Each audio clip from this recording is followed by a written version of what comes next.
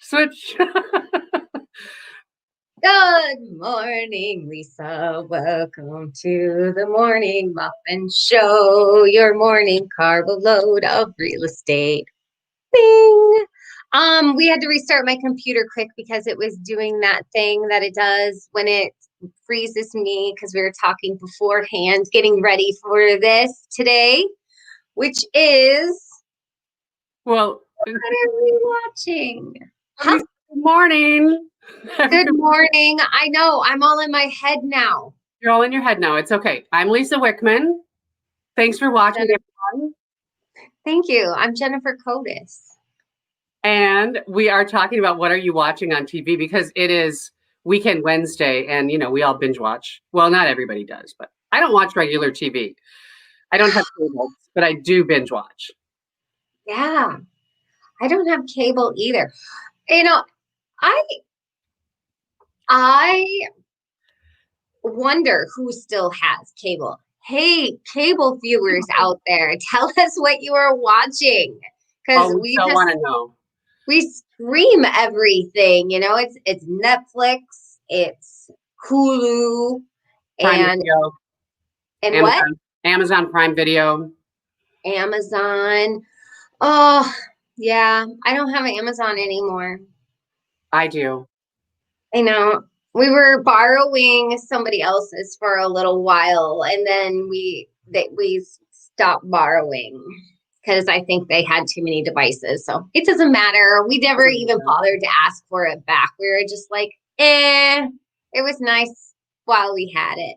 Yeah. All right. So let's dive in. Okay, so I have to go. I love this topic. I know, me too. I have to pull them back up because Did you shut off your computer? I shut off my computer, so I have to pull it up. I'm going to start with you because you have great ones, and I'm so excited to talk about them because they're some of my favorites too. Okay, well, my favorite now, it's kind of like it used to be. I used to watch Friends, and I watched it all the time because it was on all the time. So I watched it multiple times, or Cheers or something, but now it's Schitt's Creek.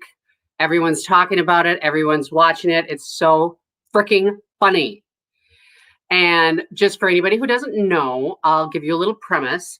It's about a billionaire family, a really, really wealthy family whose accountant steals all their money, and the government comes and takes everything away from them.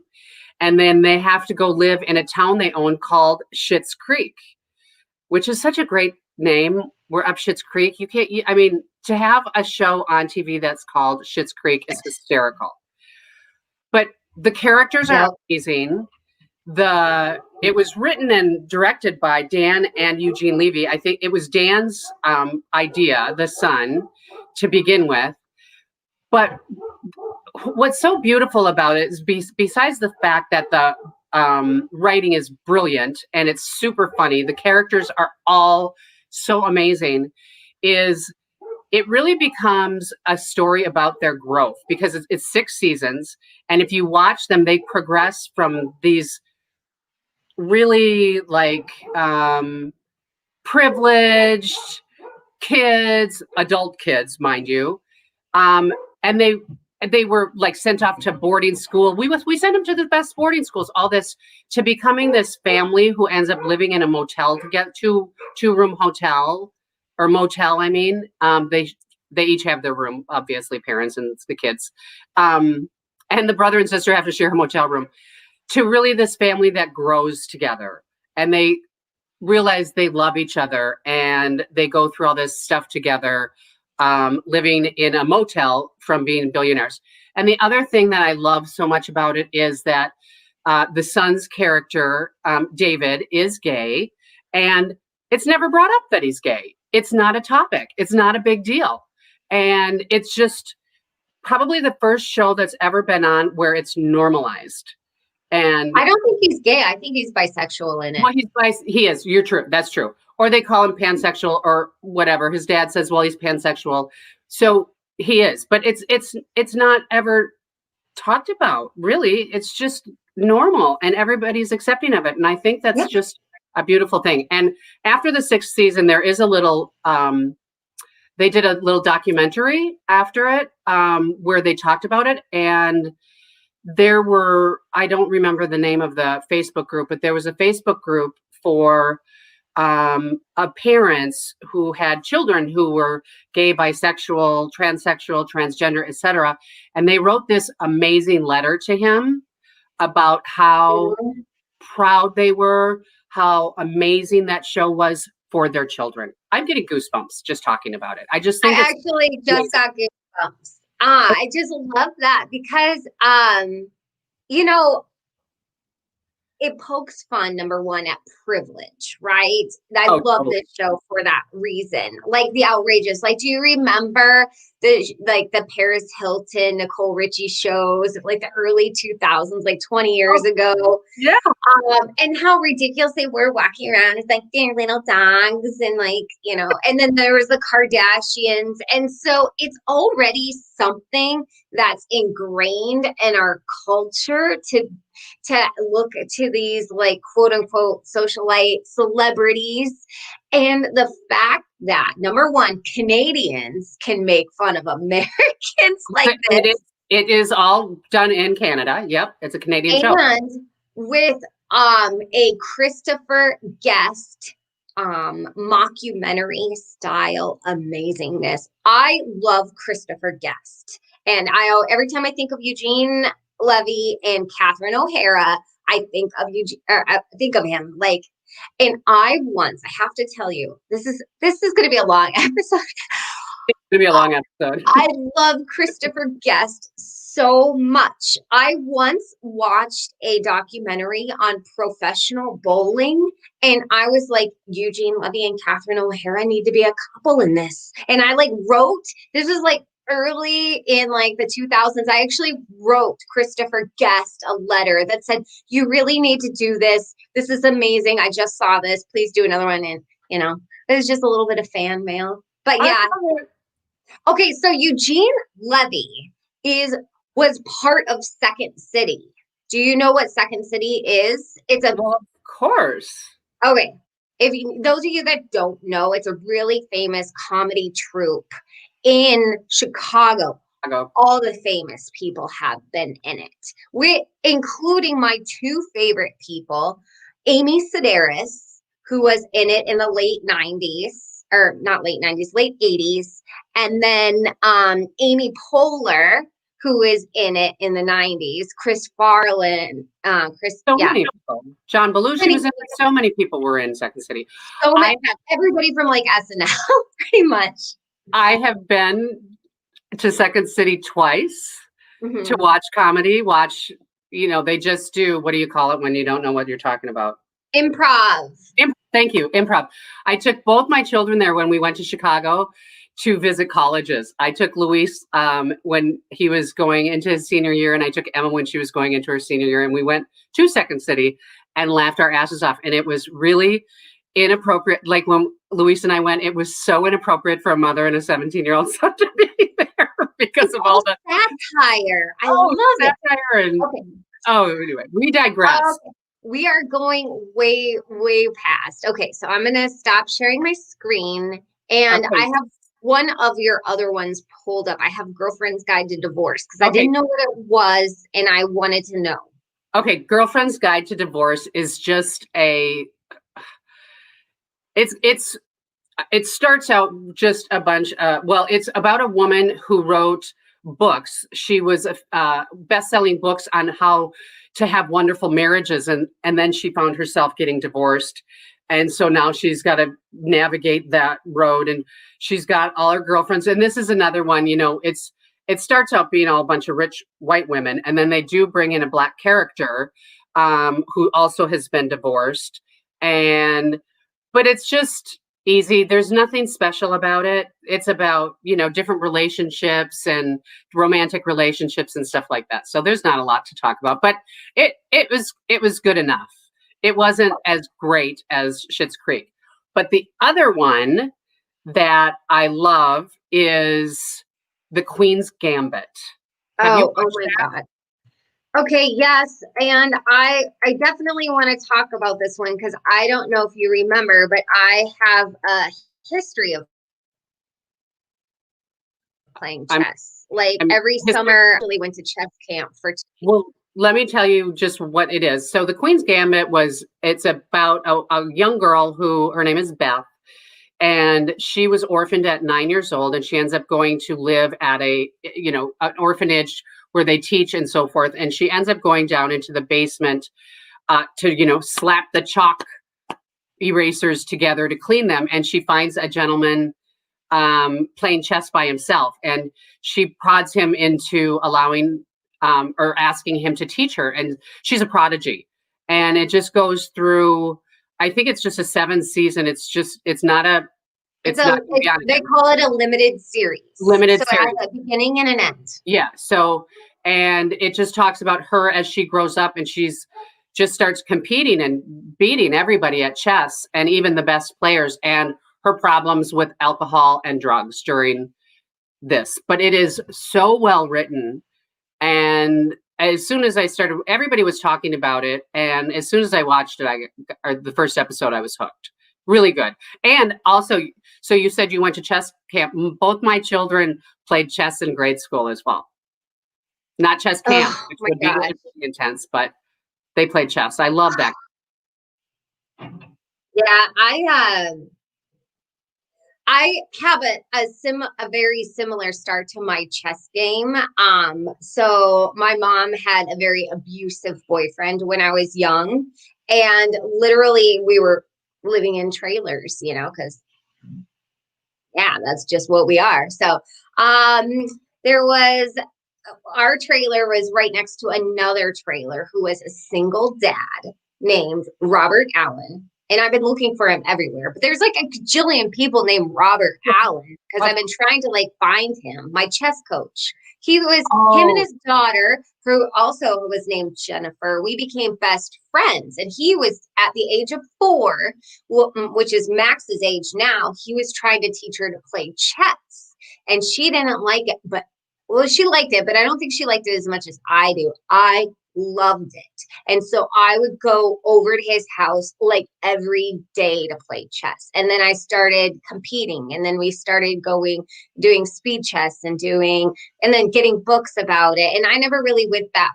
far because, my life took me into a different direction and away from him. And yeah, I've been trying to look him up lately, but okay. So you know what I think? I think you should start playing with Max. I think so. It's He has so my it's so good for the brain, and it's so good for education and all that stuff. But anyway, we're talking about that, but we're actually talking about TV shows that we're binge watching. So I I'm good. No, your turn. binge watching. Yes, sorry.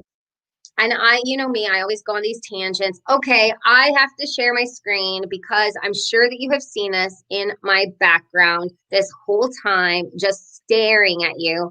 I know I had somebody who was watching this that called me up and they're like, Jen, I see you have Baby Yoda. Do you watch The Mandalorian? And I was like, well, I wanted to because I love sci-fi. It's okay, so mine are The Mandalorian, and then there is the Orville, which is also a Seth Meyers mock version of Star Trek, which I love aliens and space and stuff, and they're cheeky, so it's very much like Douglas Adams. Do you know who he is? Hitchhiker's Guide to the Galaxy. He wrote all those books. I do I not. just um they like make it they make space seem okay, they take space and the satire from Second City and they mush them together until it's something normalized. You like aliens have the same problems we do, and but the Mandalorian is like a Western. He's kind of like this bounty hunter, and Baby Yoda is like one of the bounties that he has to get. And he ends up like, of course, like Who wouldn't love this little guy? Well, My I know son walks around with it like a baby. that's cute. I know Louis Mhm. loves this show. I have not watched it. He watches it with his dad. It's a star-studded cast. And speaking of famous people we already talked about from Second City, Amy Sedaris is in it, which Oh, dear really? God, I love Amy Sedaris so much. I love the entire Sedaris family. In fact, I'm reading David Sedaris right now, and I'm listening to him on my Audible because I love him so much. So I love I it. think I have every book of his. But I'm really like not so much a TV watcher, and I never really have been. I do read more, and so for a very long time, I haven't had TV. And so I just, and now that Max is old enough, he just kind of watches his kid shows, and I sit on the couch and I read, or I sit at my dining room table. And so what I've tried to do is I have my books on the dining room table, and then when I read, I grab a couple of his books, and he can sit there and read with me. And so that's like my goal is like, but we're getting there. That's all right. It's TV's good. I know you've got some other shows to talk about. Okay, the Orville. I want to talk about the Orville because I know I mentioned it. Mandalorian, I love. The Orville, I love, and it's on Hulu because I have Hulu. And so, have you ever heard of the term incentive bundling? Incentive bundling. I have Yes. not, and I'm not familiar with the show either. Okay. Incentive bundling is something they talk about in economics a lot, where you take something that you hate with something that you love and you do them together to create this like thing. So I hate running on the treadmill. And most of the TV that I actually watch is while I run on the treadmill because I can say I can only watch this show while on the treadmill. And then if it's a series, it's like you get involved and you're like, but I want to watch it now. And so you have to go on the treadmill. So The Orville is one of those shows. It's on Hulu. Hulu came with my phone plan like some of the other stuff. So I watch it on my phone while I'm running. I do it at the gym a lot when I used to go to the gyms. And this show, because it's Seth MacFarlane, for those of you who don't know, Oh, he's great. Family Guy, right? He's the creator of Family Guy, and he's actually in this show too. But it's so funny that I laugh out loud. Like there was one time I almost fell on the treadmill because I was laughing so hard. And people are So like, is this? this is a comedy. It is. Well, it's a comedy, but it's like Schitt's Creek. Like it touches real issues, like real, like honest issues. What it's like to do something that your family disagrees with and going against your culture and being part of a team and loving somebody in an unhealthy marriage and having to let it go. I mean, I think everybody can find a common human theme in just about anything. This show puts it in a way that it pokes holes in it. That's why I like satire. You know those people that have those like hard-headed beliefs? Yes. Oh, I think Humor is a way to like, oh, I'm frozen? no, you're good. Okay. Okay, so I think humor is a way to like carbonate those issues, and kind of bring some kind of like levity to it. Oh, of course. And so I love shows like this because it's one of them. And it's Star Trekky, it's fun. Okay, It looks like it's very Star Trekky right now. That I'm picture. just gonna pick these two shows just because the one Schitt's Creek that you picked is and the Queen's Gambit. Those are all things that I have watched. Schitt's Creek, I've only seen one time through. It's got so many one-liners So and many gifs. one-liners. I'm wearing Did you see my shirt? No. It's Glamazon. It's Amazon. It's supporting the gays. Is that what it is? Rainbow. Yeah, that's exactly what it is. I My don't know. my daughter works for Amazon. So Well, it's I know she Amazon. works for Amazon, but who says it's gay? Rainbow. Kind of. It's not rainbow, but it is. That's what it's about. Trust me, I got it from them. I think for those of you watching, Lisa is wearing her big ally badge right there and right there across her stomach. I think it's great. Anyway, we're I running have long to today. let you go because actually my phone has literally been ringing nonstop since I've been sitting here. And I'm like, oh my gosh, it is. You guys, for those of you that are watching, the spring market is here already. Like people like we've got listings coming on right now. We've got buyers that we have appointments for this week. It's super busy. So if you guys are interested at all in real estate or have questions, message us. Yes, Also, please do. please, I don't see any comments, but did because when we do have free time, we have free time. And I'm always looking for good new shows Yes, me too. or new books. If you like good books too, I just finished Amy Poehler's autobiography. So anyway, Okay. Have a see you great day, later. everybody.